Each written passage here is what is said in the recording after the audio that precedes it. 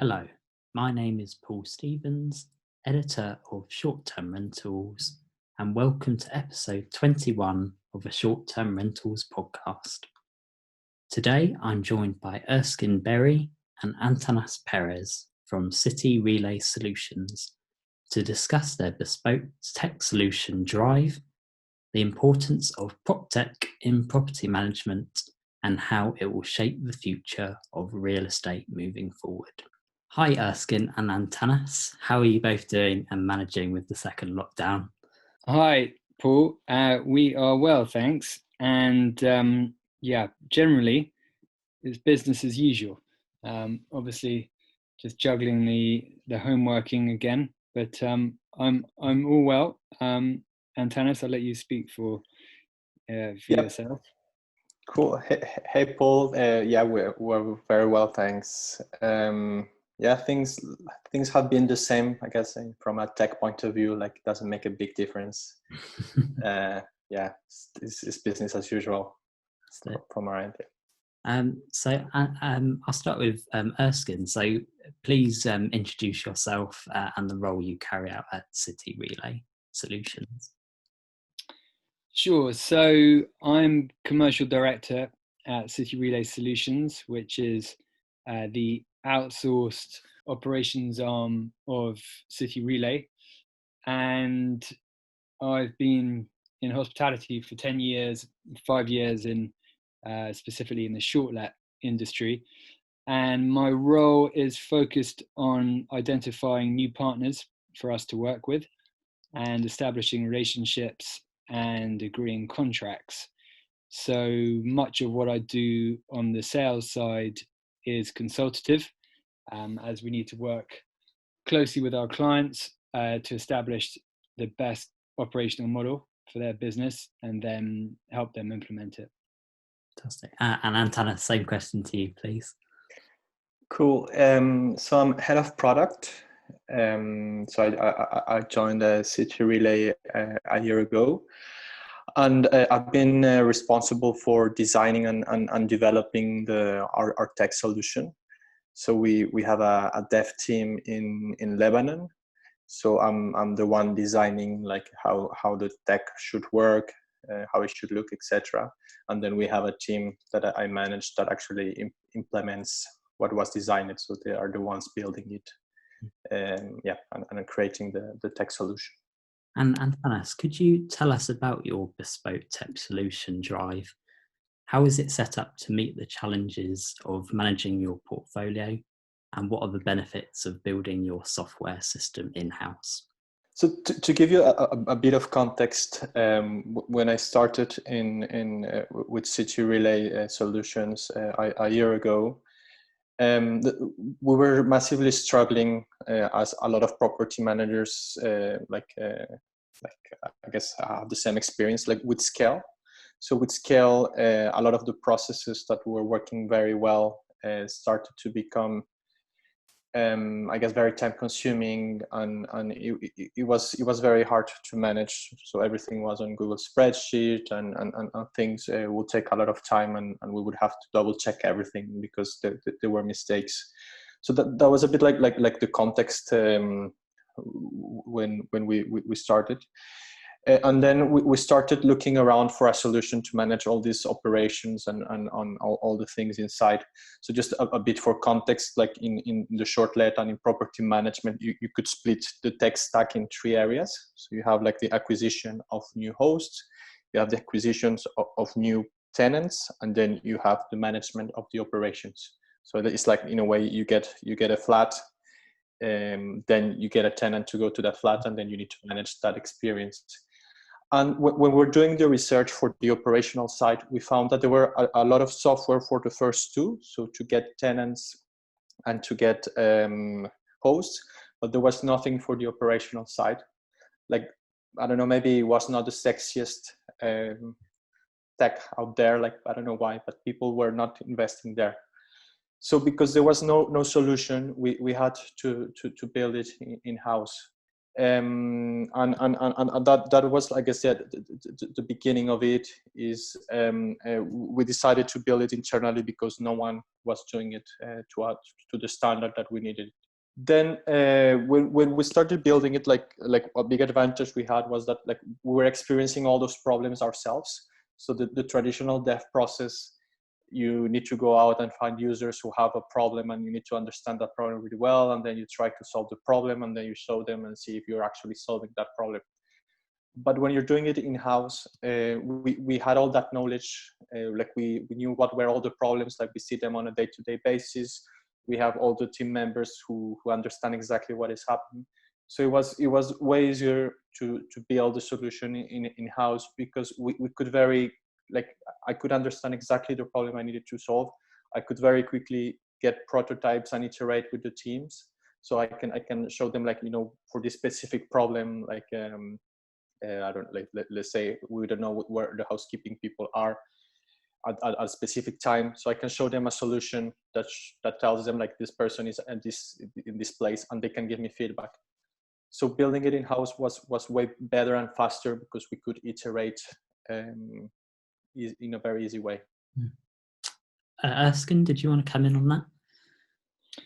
I think what Antanas mentioned there about having the knowledge in-house really was key to building Drive, and why it's so effective now is because, yes, Antanas had access to a range of different people who have been facing daily challenges for a number of years, and really knew what the pain points were. And I think Antanas would say he has some very clear feedback over development stages as to what needed to be achieved, and what problems needed to be fixed. So hopefully that helped him shape the software and make it what it is today. Okay, and I mean, I guess you've sort of already answered this, but on top of that, why did you develop Drive, and how does it fit into what you're now trying to achieve with City Relay Solutions? So Antanas, I'll start with you on that. So I guess the first bit was, like, every property manager, as they grow, they face like the challenges of scale, of managing all the information internally. So the Drive has been very helpful for this bit, for City Relay, and for the other clients that we have. So it has allow us to scale without first increasing the overhead. So this is something that every property manager faces in the industry. If you have, let's say, more cleans, you need more people managing. With the software, you don't have to hire more people. So that's a first advantage. And then on the second bit is on the visibility.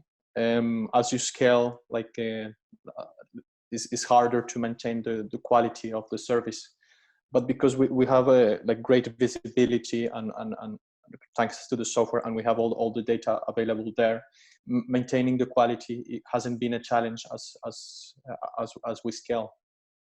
So thanks to this tech, we can now offer those same advantages to our clients, to our other B2B clients that we have. And Erskine, would you like to expand on that? Yeah, sure. So I think as well as what Antanas mentions about the quality, the visibility, I think as well the automation has made our operation faster and more efficient, therefore from my point of view, when we're actually approaching a client and proposing to manage their operations for them, the question is, what's our value proposition? What are we adding?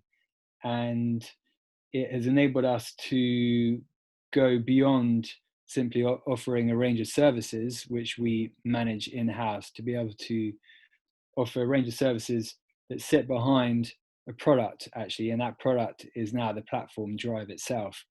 So rather than than selling services, we're now effectively selling a platform solution, which we lead with, and then the client can choose which services they want to access through that platform.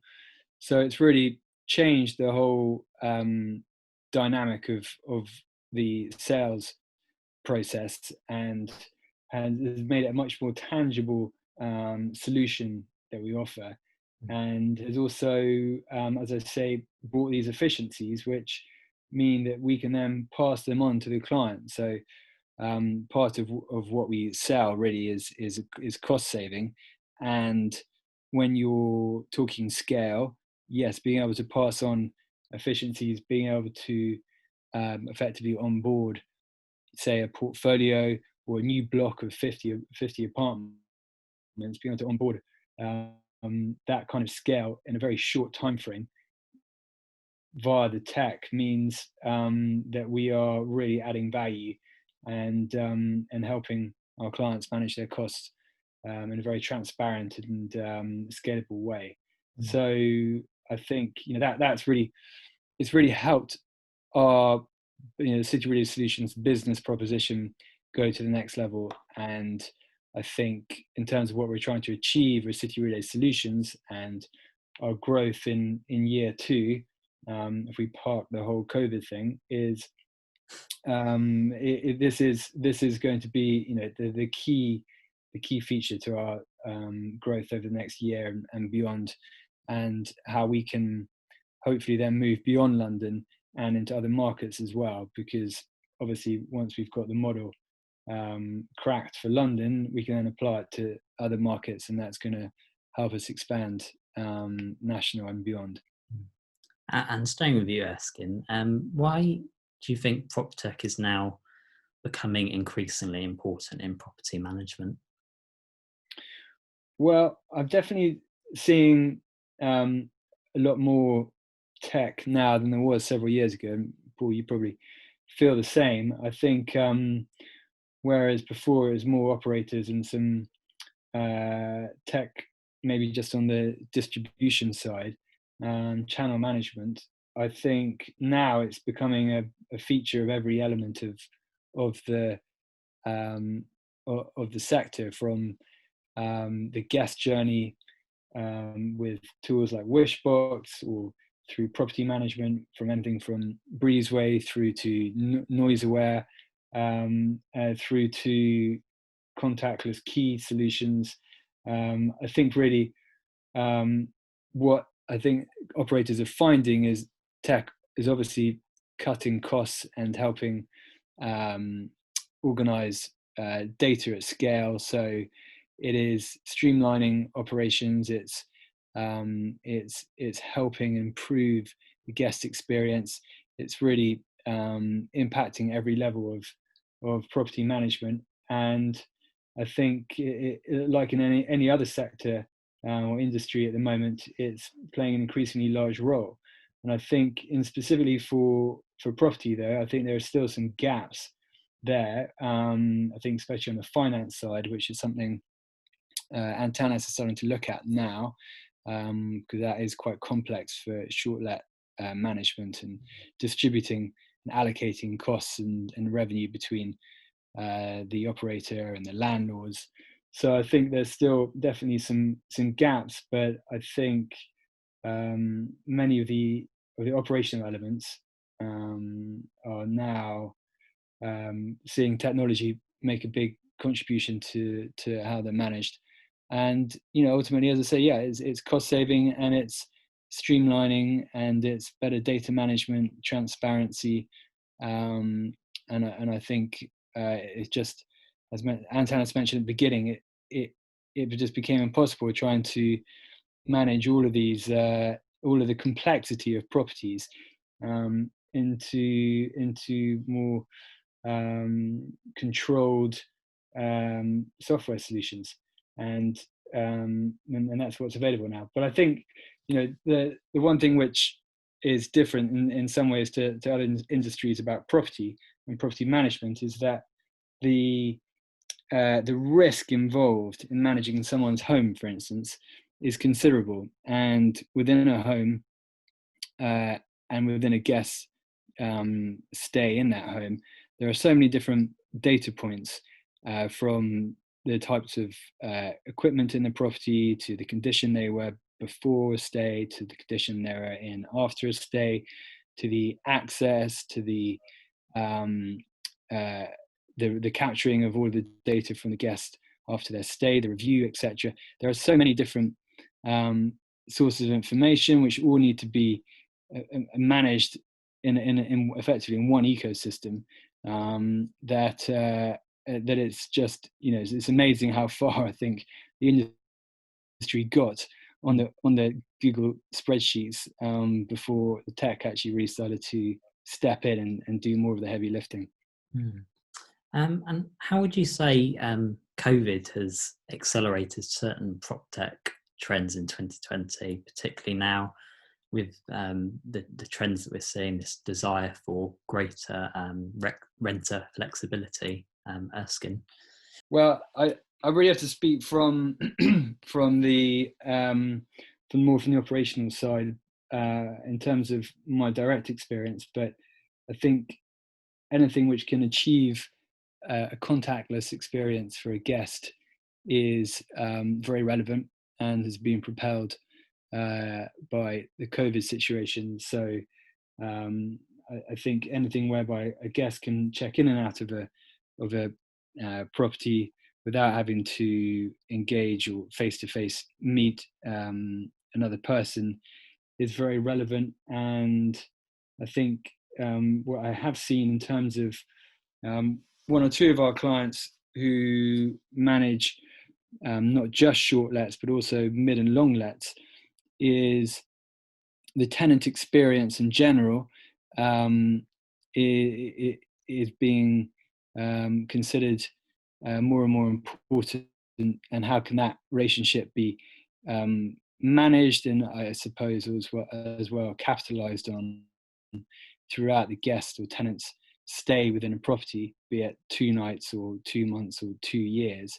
So I think more attention to offering services to a guest whilst they're in stay, and that would obviously include COVID cleans or other types of COVID related services such as food delivery or other kind of concierge, anything that can help that guest avoid having to come into contact with other people and help them effectively self-isolate while they're staying here. So I think anything which is really helping the guest experience, and I'm seeing companies which may have begun as a more traditional sort of letting-based business now moving into more like the tech side of how they manage that guest experience, be it via an app or similar, which is more bespoke and much more responsive to what a guest or tenant needs. Mm-hmm. So yeah, definitely more focused on the in-stay experience. Beyond that, I don't know, Antanas, you might have picked up more broader impacts of COVID outside of the operational level. Yeah, I think like one of the big trends that we're going to see now is like we had this distinction between short let, mid let, and long let, and I think the lines are starting to blur. So like before we had companies just focusing on short let or long let, and I think the COVID has pushed like organizations to be able to offer everything within the same property. Like this was something that like started to happen before COVID. So like there were some landlords that had their properties, and between 2 long lets they had the property for 2 weeks that was empty. So they tried to rent it in short let, but it was not really working because the tech was not there. So it started to go in that direction, but like now with COVID, like the tenants, like their behavior is completely changing, and yeah, like they want more flexibility. Like they're moving away from like they don't need to live next to their office. So it's creating a change of behavior that will make this trend to massively I guess like it will be the I think the future is like no more distinction between short, mid, and long let. And this is something that companies like long let companies are not really ready for it. Same for short let. So it's going to be interesting what happens in that area. Something else that I think will happen is the cost reduction for property managers. So everyone is getting super squeezed at the moment with COVID. Everyone is reducing cost as much as possible. And when things pick up, I don't think they will go back. Like we will all go back to the same place. I think we'll continue trying to save money, and all the learnings that we got during these hard times, I think will stay there. So it's going to become very relevant to be able to outsource operations. It's going to be relevant to have the right tech, so you don't need to hire extra people when you get more bookings. So yeah, I think those would be the two big trends I think will happen, and COVID is pushing in that direction. I mean, this links pretty neatly with my last question. So again, I'll open it up to both of you. But what do you see now for the future of proptech and trends that are going to shape the real estate industry over the next 12 months, do you believe? Erskine, did you want to start? Sure. Well, I think the more we can see in terms of operational improvements driven by tech, I think that is going to be key. And I think the increased transparency, so that guests know that they're checking into safe, well-managed properties, and that whilst they're in the property, they're getting exactly the support and services that they require. I think that is going to continue. I think Antanas' point is quite right. Something that's been happening prior to COVID and now has been accelerated is this blurring of the lines between long, medium, and short lets. And we're seeing definitely now estate agents increasingly engaged. This is traditional estate agents engaged in the medium and short let model, and I suppose that that is going to be a key development over the next 12 months.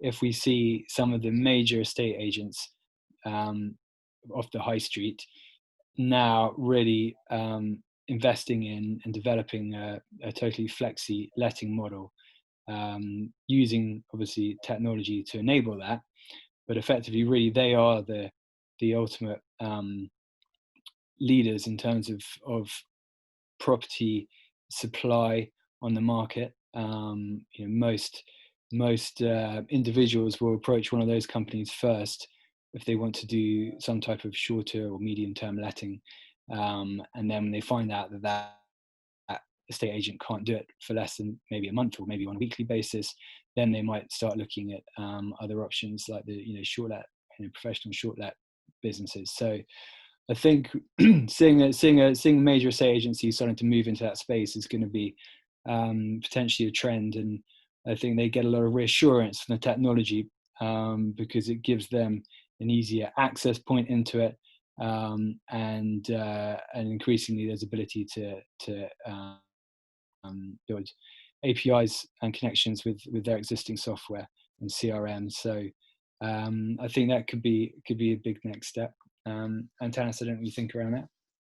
Yeah, I totally agree with that. And something else that is going to be interesting, I think is probably a new trend, is like all of the short let, like all the short let industry right now is a bit like it's like struggling with COVID, and I think a few of the short let players will start to move as well into long let.